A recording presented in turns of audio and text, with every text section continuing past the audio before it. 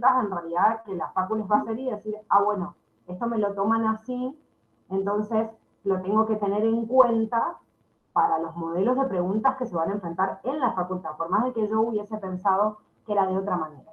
¿Sí? Así que lo que vamos a hacer ahora es revisar este TP evaluatorio número 2. Vamos a corregir pregunta por pregunta y obviamente en alguna que se hayan trabado o que no entiendan, ustedes detienen y preguntan lo que sea necesario.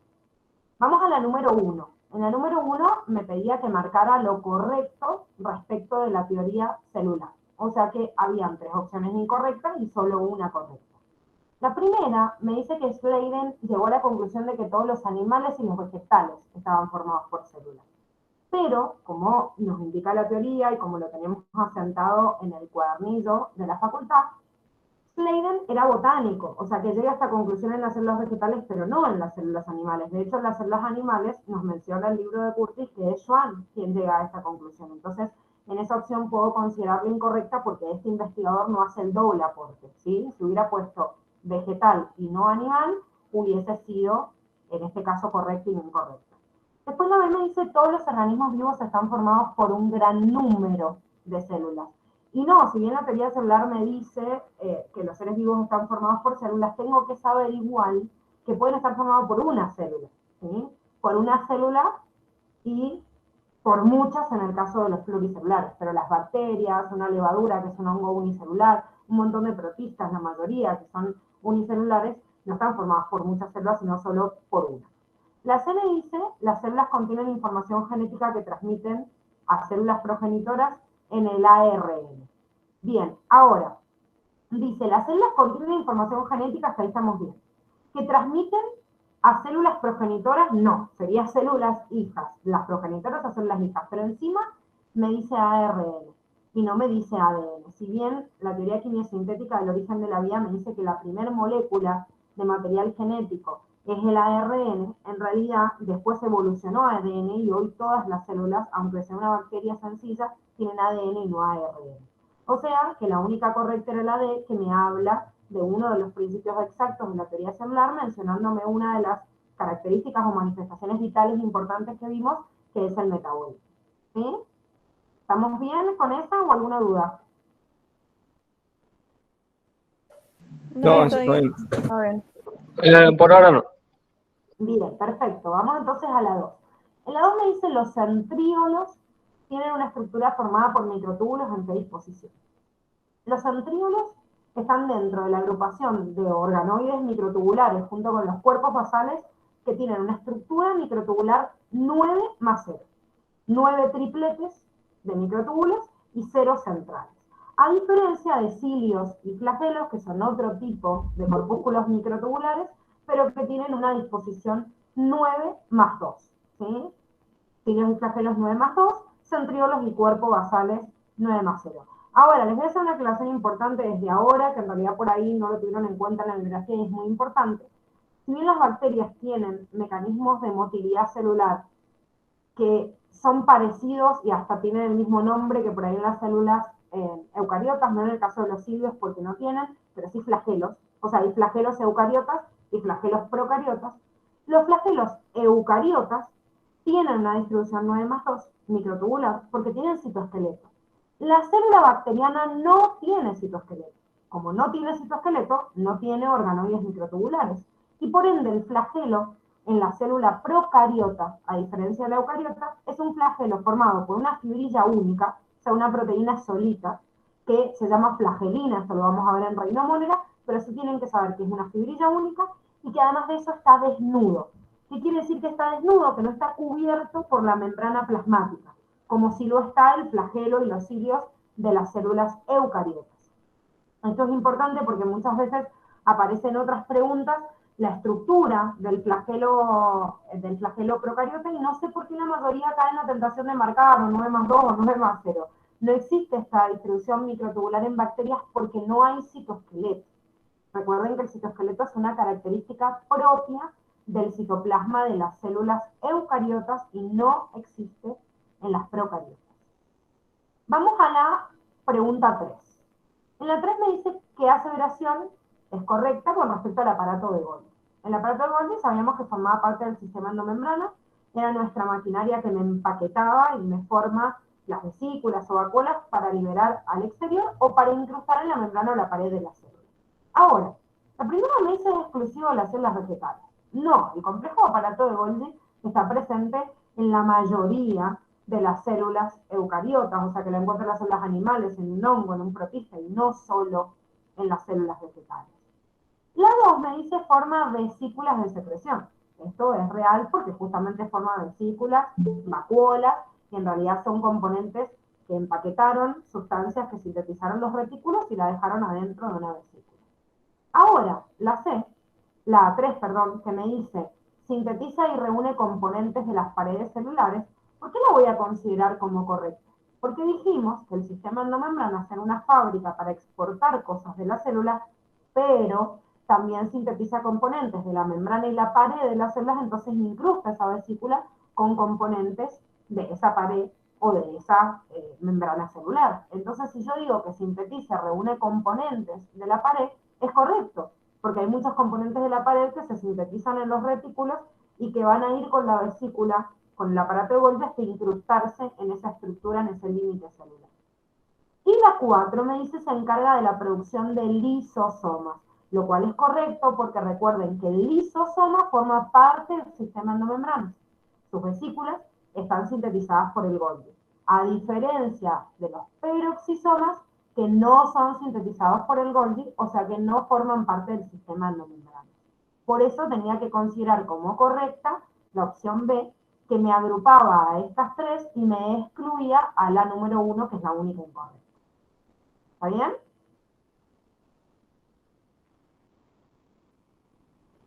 ¿No hay ninguna duda hasta acá? No. No. No. Bien, perfecto. Vamos entonces a la 4. En la 4 me dice marque la asociación incorrecta y me está relacionando la organela con su función celular. O sea que lo único que tenía que buscar acá es qué correspondencia entre una y otra estaba mal. ¿Por qué la que está mal es la B? ¿Qué es lo que está mal? Porque la fotosíntesis la cumple el cloroplasto.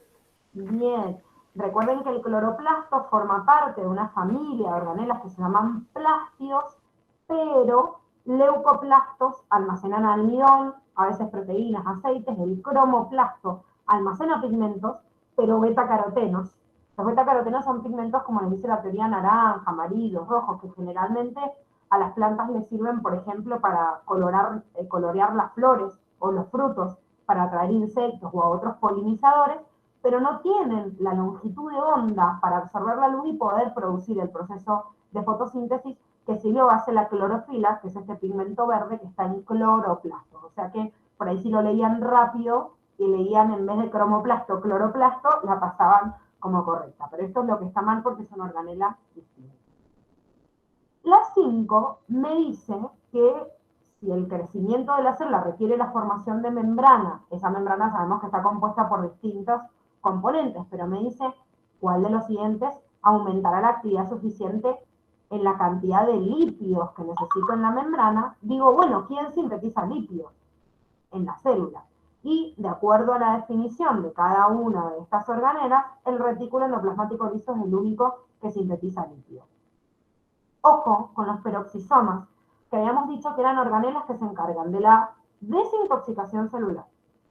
En las hojas de las plantas hacen fotorrespiración.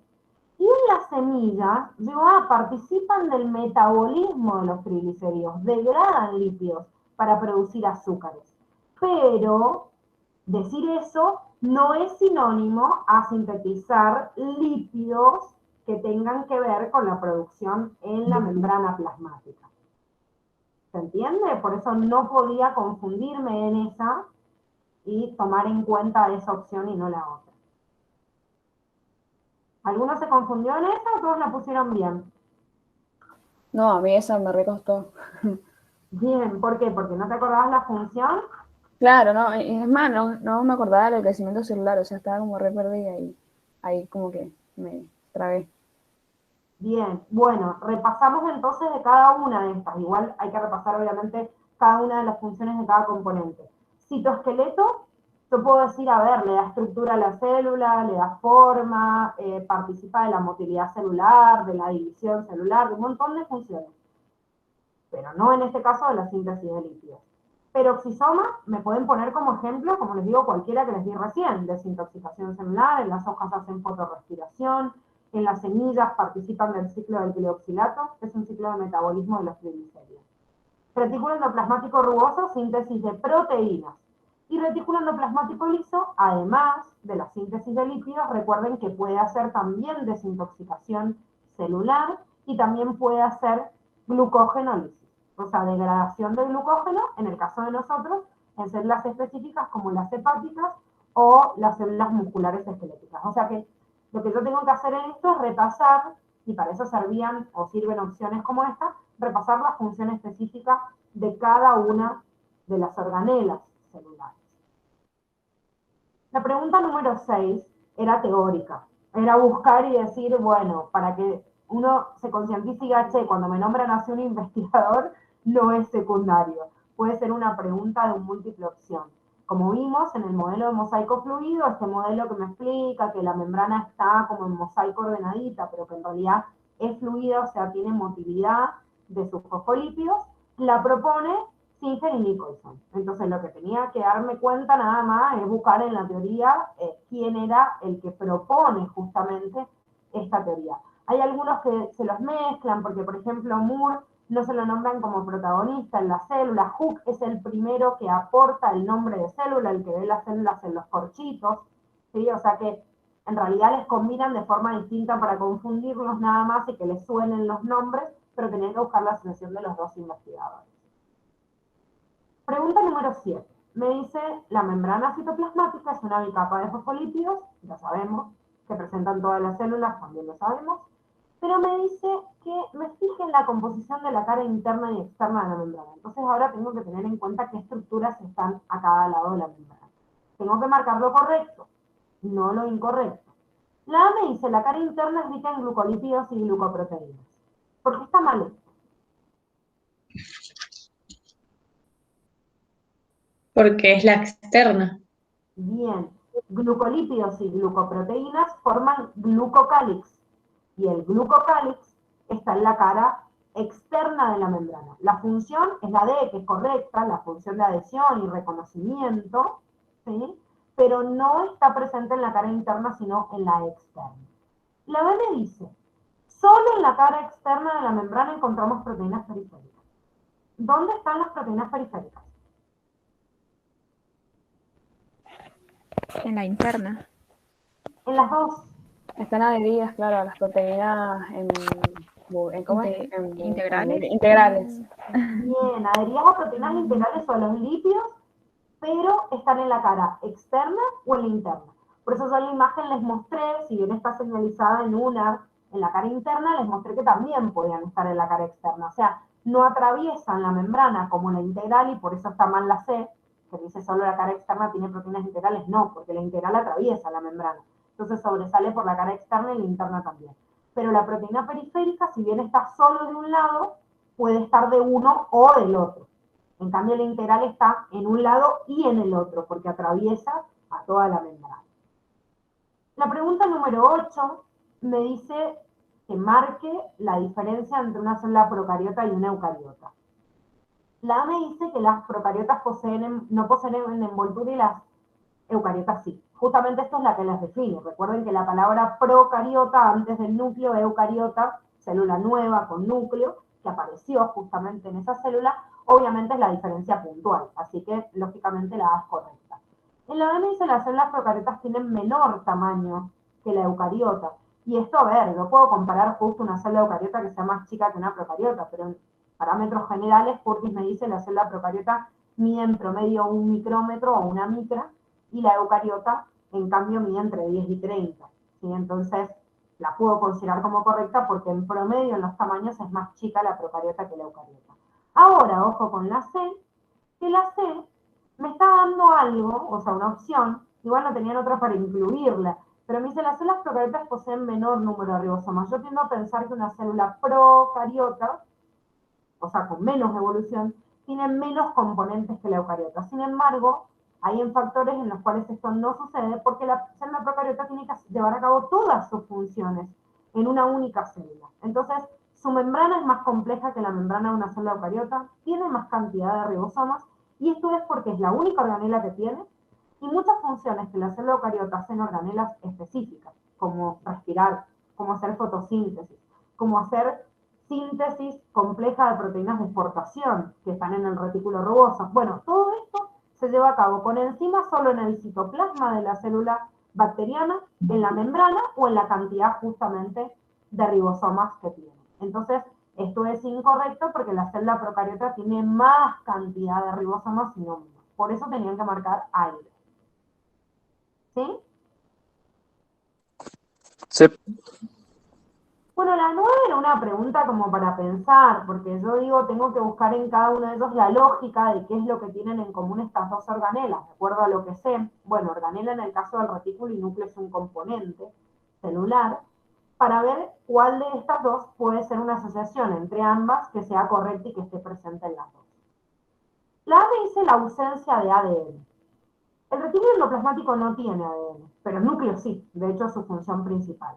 Si me hubieran puesto núcleo y una mitocondria, núcleo y un cloroplasto, que el cloroplasto y la mitocondria tienen ADN propio, también hubiera sido presencia de ADN.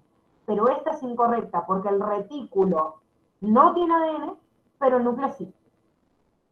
Vamos a la B, me dice presencia de centriolos. Los centriolos son corpúsculos, o sea, organoides microtubulares que están en el citoplasma, cerca de la envoltura nuclear, pero forman parte del citoplasma, o sea que no están presentes ni en el retículo ni en el núcleo. Por eso es incorrecta, no hay presencia en ninguno de los dos. La C me dice ausencia de peptidoglucanos. ¿En dónde hemos visto a los peptidoglucanos? En las bacterias. Bien, no es el único lugar en donde están, les aviso y les adelanto, y vamos a ver peptidoglucanos que forman parte de los tejidos, de hecho, que están presentes en tejidos como tejido epitelial del ser humano. Sin embargo, hasta ahora, que no hemos visto eso y hemos visto nada más su componente en la pared, igual lo puedo sacar por descarte. Digo, en ninguna parte del retículo endoplasmático me dijeron que había peptidoglucanos y en el núcleo tampoco, entonces puedo considerar que la ausencia es una característica en común, como podría haber puesto ausencia de otro componente. No he visto peptidoglucanos ni en el retículo ni en el núcleo, por eso la considero como correcta. Y la última, que dice ausencia de ribosomas, el retículo endoplasmático rugoso tiene ribosomas adheridos y el núcleo en su lámina o envoltura nuclear, en la lámina externa, tiene adheridos ribosomas y se da una continuidad entre esta lámina nuclear con el retículo endoplasmático rugoso. Entonces, en los dos hay presencia de ribosomas y no ausencia. ¿Sí? O sea que la única correcta y que puedo deducir de acuerdo a la información que tengo es la C. Vamos a la pregunta 10. Me dice, ¿cuál de las siguientes estructuras se relaciona con el mantenimiento de la forma de la célula? Bien, ahora yo les pregunto, una bacteria solo puede tener forma de acuerdo a su pared, pero ¿cuáles vimos que eran los factores que determinaban la forma de una célula de tipo eucariota? El citoesqueleto, ¿no? El Y el citoplasma. citosqueleto, ¿qué Y el más? citoplasma no tenía que ver. El citoplasma es como una matriz gelatinosa, entonces no le da forma a la célula, es como que tiene una forma indefinida justamente porque es Claro. blandito, digamos. La membrana. La membrana también tiene una consistencia blandita, entonces tiende a ser nada más esférica. Ahora, ¿qué hay por afuera de la membrana que puede darle forma a la célula?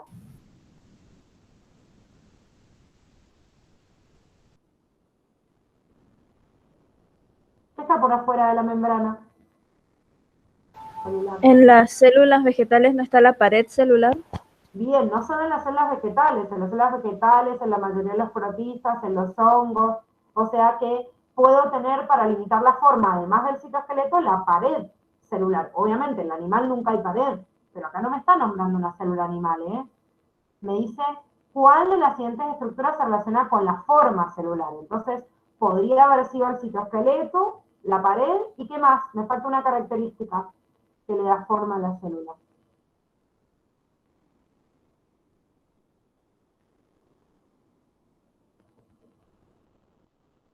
¿No se acuerdan?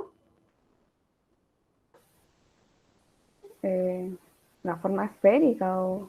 ¿no? La forma esférica la puede tener por la La membrana. envoltura nuclear. No. No, por eso le daría forma al núcleo, pero no a la célula. Esto está en una de las láminas cuando vimos esta partecita de forma celular en la introducción, así que repásenla porque es importante. Además del citoesqueleto y la pared de la célula eucariota, el tercer mecanismo que puede darle forma a la célula es la presión de otras células. Por ejemplo, si yo tengo células de forma de esferas o de óvalos, como la mayoría de las células animales, que no tienen en realidad una pared que le dé forma, la presión de una célula con respecto a la otra en un tejido le puede dar una forma cuadrada o cúbica porque una la está aplastando a la otra. Entonces la puede moldear. Es como cuando yo tengo algo blandito, por ejemplo, de plastilina. Le puedo dar la forma que quiero presionándola. Entonces, presión de otras células, citoesqueleto y, como dijimos la última, la pared celular si es que está presente. Obviamente, depende del tipo celular. Acá tenía nada más citoesqueleto. O sea, nunca el núcleo, ni el citoplasma, ni un cilio le da la forma a la célula, pero podríamos haber tenido como opción cualquiera de las otras dos que mencionamos. Vamos a la 11. Profe, y los fosfolípidos compondrían ¿cómo se llama esto? La membrana celular, ¿no? No le darían forma. No, los fosfolípidos dan estructura a la membrana, o sea, y le permiten el pasaje de sustancias, pero no le dan forma. No le dan forma porque cuando nosotros tenemos algo blando que por su consistencia no le puede dar una forma determinada a la célula, es como que tanto el citoplasma como la membrana externa, como una estructura interna de la célula, salvo el citoesqueleto, están flotando en esa matriz, pero medio como que bailan y se reacomodan en el lugar que encuentran porque por su consistencia no le pueden dar forma. Por ejemplo, una neurona tiene una forma estrellada porque el citoesqueleto hace esa forma. No es ni la membrana, ni sus fosfolípidos, ni la extensión que tiene del axón. O sea, toda esa forma la da el citoesqueleto. No tiene pared, no tiene presión de otras células, pero es el citoesqueleto el que da esa forma. ¿Sí? Por eso, forma celular son esas tres características en cualquier célula eucariota. Y en la procariota, como no existen organismos pluricelulares y no existe citoesqueleto, solo la pared le puede dar forma a una bacteria. ¿Sí? O sea que una bacteria sea redondeada, sea alargada, sea de la forma que sea, se le da la pared. Claro. Bueno, vamos a la pregunta 11. Me dice, con respecto a la composición de la membrana plasmática, seleccione la incorrecta. Todas las asociaciones que tienen acá en cuanto a la composición de la membrana, ¿sí? Que es una bicapa de fosfolípidos, que tiene colesterol incrustado, eso tenía que ver cuál es la asociación incorrecta. En la Perdón, primera, una acotación. ¿sí? Ahí en la pregunta de mi trabajo práctico, que es el que tengo en el Moodle, me salía citoplasmática. Pared citoplasmática. Ujú, Membrana citoplasmática. claro, citoplasmática. Bien, igual es lo mismo, pero qué raro porque yo los copio acá, pero bueno, se puede haber hecho alguna corrección. Pero membrana, la membrana citoplasmática, o sea que envuelve el citoplasma, membrana celular, membrana plasmática son todos sinónimos. ¿Sí? Ok. Bien, bueno, esa membrana, lo que yo tengo que marcar como incorrecto es ver cuál es el error en realidad que yo encuentro en una opción o en la otra. Cuando me habla de que los fosfolípidos forman una barrera justamente contra el pasaje de sustancias y que si bien no hemos profundizado en la membrana, sí vimos que la bicapa de fosfolípidos hace que las sustancias hidrofílicas no puedan pasar porque se enfrentan con una cola que sabemos que es hidrofóbica, o una partícula con carga se va a poder disolver en algo que justamente sea un solvente polar como el agua, pero no en algo que no la tenga, es correcta por definición justamente la composición que tiene esta bicapa de fosfolípidos. Al igual que decir que sus colas hidrofóbicas están hacia el interior y las cabezas hidrofílicas o lipofóbicas están hacia el exterior. Este término, recuerden, el prefijo lipo es contrario a hidro, porque lipo viene de litio, hidro de agua. Entonces, si algo es hidrofílico, ama el agua, es lipofóbico porque odia los lípidos. Y si algo es lipofílico, que ama a los lípidos, odia el agua, o sea que es hidrofóbico. Quiere decir que lo puedo tomar como, no son sinónimos, pero son términos equivalentes desde la química que son aplicables a la afinidad que tiene una sustancia por el líquido o por el agua. Ahora, fíjense que la C me decía, el colesterol se ubica entre las colas. Hasta ahí vamos bien, o sea, las colitas de los fosfolípidos. Pero me dice colas hidrofílicas. Y sabemos que las colitas son hidrofóbicas. Lipofílicas, pero hidrofóbicas, rechazan el agua. Por eso la teníamos que marcar justamente como la opción incorrecta, que es la que me pide la consigna. Y la D me dice, el glicocálix tiene funciones de adhesión, de reconocimiento, que lo vimos también en la pregunta 7, porque forma parte de la función justamente del glicocálix o glucocálix. La 12 me dice, los peroxisomas son vesículos que se caracterizan por, o sea, ¿cuál es la característica puntual que tienen? No tienen enzimas hidrolíticas porque son oxidativas. No provienen del complejo de Golgi porque dijimos que justamente no formaban parte del sistema endomembrana, que es lo que me dice la C y por eso la tengo que marcar. Y me dice encontrarse en células procariotas. El peroxisoma es una organela membranosa, así que nunca tengo organelas membranosas en la célula procariota. Solo están en las eucariotas. Pregunta 13. Sobre la teoría endosimbiótica, me pide marcar la falsa o incorrecta. Ojo con la A, que me dice que es una propuesta de Lynn Margulis hace 30 años, y digo, ay, esta está mal, porque si leo cuándo se propuso la teoría de Lynn Margulis, no fue hace 30 años, fue hace más. Claro, fue hace más desde hoy. Pero recuerden que ustedes están estudiando el libro de Curtis, y el libro de Curtis dice hace 30 años, porque es hace 30 años desde que se editó el libro, que fue hace como 15 años. Pero como a mí me toman la bibliografía de acuerdo a lo que sale en Curtis, no importa que haya pasado justamente más tiempo de acuerdo a hoy, yo me tengo que fijar justamente en la bibliografía y como me lo dice textual el libro de Curtis. Pero si está mal, la B, porque me dice que el ADN mitocondrial, o sea, que sustenta esta teoría endosimbiótica, es un ADN lineal. El ADN de la mitocondria se parece a la bacteria, pero no es lineal, sino circular. Pregunta 14, me dice, todas las siguientes aseveraciones respecto de los ribosomas son verdaderas excepto que.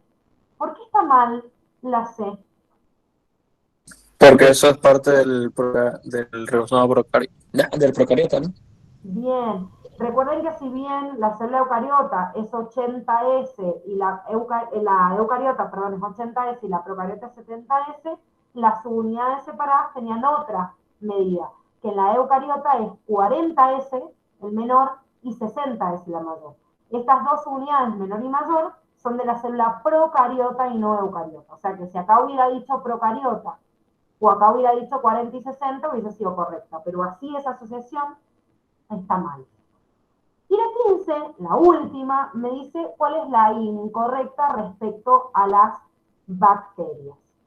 La primera me dice contienen envoltura nuclear. Volvemos a lo mismo que veníamos viendo en otras de las preguntas anteriores. Lo que me caracteriza una célula procariota o una eucariota es justamente la envoltura nuclear o núcleo.